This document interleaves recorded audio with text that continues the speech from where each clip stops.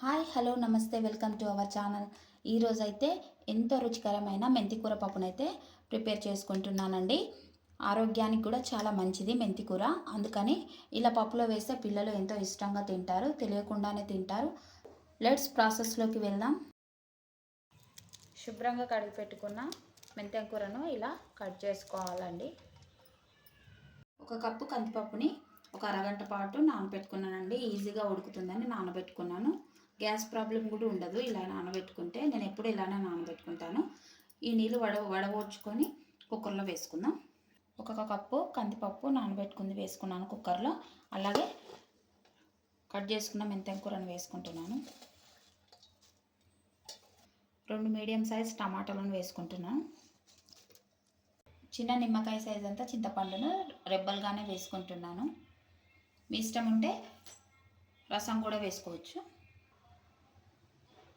1/4 tea spoon పసుపు, కచ్చా పచ్చాగా పట్టుకున్న పచ్చిమిర్చి పేస్ట్ వేసుకుంటున్నాను.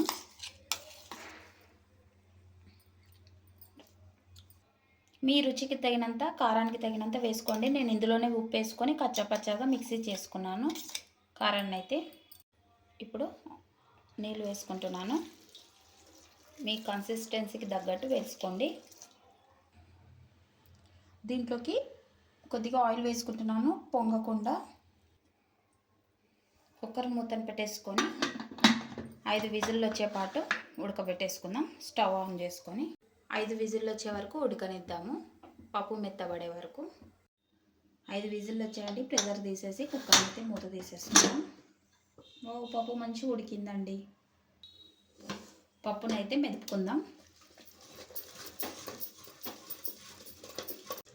మెత్తగా రుబ్బేసుకున్నానండి. ఈ కన్సిస్టెన్సీలో ఉంటే పప్పు చాలా రుచిగా ఉంటుంది. ఇప్పుడు పోపు పెట్టేసుకుందాం. ఈ స్టేజ్లోనే ఉప్పు పడుతుందో లేదో చూసుకోండి. టేస్ట్ చూసి ఉప్పు కారం వేసుకోవచ్చు. పచ్చిమిరపకాయలు కానీ ఎండు మిరపకాయలు కానీ పోపులో వేస్తాం కదండి, సరిపోతాయి. గిన్నెలో పోపు పెట్టుకుంటున్నాను. స్టవ్ ఆన్ చేసి ఆయిల్ వేసుకుంటున్నాను. ఆయిల్ హీట్ అయిందండి. ఆవాలు చిట్టపట్టలాడేటప్పుడే జీలకర్ర వేసుకుంటున్నాను. 4 ఎండు మిరపకాయలు వేసుకుంటున్నాను.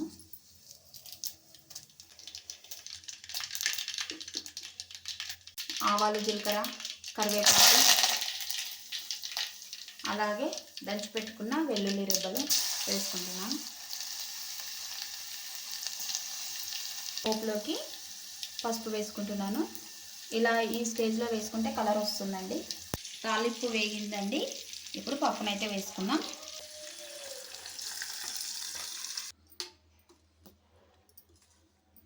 కొత్తిమీరను వేసుకుందాం. మెంతికూర పప్పు రెడీ. ఎంతో టేస్ట్ చాలా బాగుంటుంది. ఆరోగ్యానికి ఆరోగ్యం, రుచికి రుచి. ఇలా మెంతికూర పప్పును చేసి ట్రై చేసి చూడండి, తిని చూడండి. ఎంతో టేస్టీగా ఉంటుంది.